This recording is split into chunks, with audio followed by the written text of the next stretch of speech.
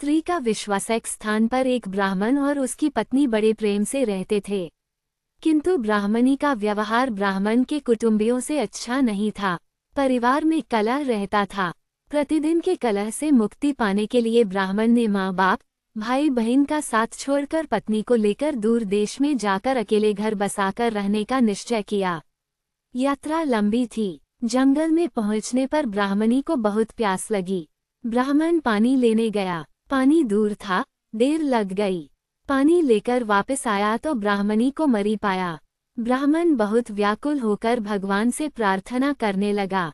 उसी समय आकाशवाणी हुई कि ब्राह्मण, यदि तू अपने प्राणों का आधा भाग इसे देना स्वीकार करे तो ब्राह्मणी जीवित हो जाएगी। ब्राह्मण ने ये स्वीकार कर लिया। ब्राह्मणी फिर जीवित हो गई। दोनों ने यात्रा शुरू कर दी। वहां से बहुत दूर एक नगर था। नगर के बारा में पहुंचकर ब्राह्मण ने कहा, प्रिय, तुम यहीं ठहरो, मैं अभी भोजन लेकर आता हूँ।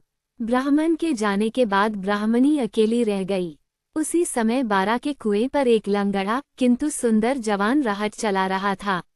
ब्राह्मणी उससे हंसकर बोली, वो भी हंसकर बोला। दोनों एक दूसरे को चाहने लगे।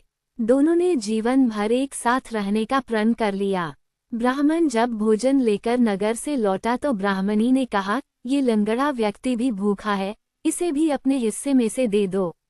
जब वहां से आगे प्रस्थान करने लगे तो ब्राह्मणी ने ब्राह्मण से अनुरोध किया कि इस लंगड़े व्यक्ति को भी साथ ले लो, रास्ता अच्छा कट जाएगा। तुम जब कहीं जाते हो तो मैं अकेली रह जाती हूँ, बात करने को भी कोई नहीं होता, इसके साथ रहने से कोई बात करने वाला तो रहेगा।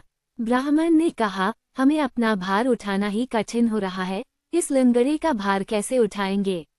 ब्राह्मणी ने कहा, हम इसे पिटारी में रख लेंगे। ब्राह्मण को पत्नी की बात माननी पड़ी। कुछ दूर जाकर ब्राह्मणी और लंगड़े ने मिलकर ब्राह्मण को धोखे से कुएं में धकेल दिया। उसे मरा समझकर वे दोनों आगे बढ़े। नगर की सीमा पर राज्य कर वसूल करने की चौकी थी।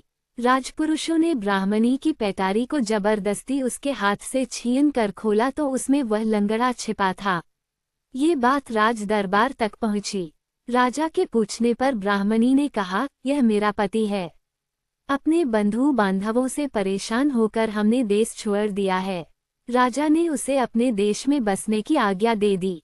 कुछ दिन बाद किसी साधु के हाथों कुएं से निकाले जाने के उपरांत ब्राह्मण भी उसी राज्य में पहुंच गया।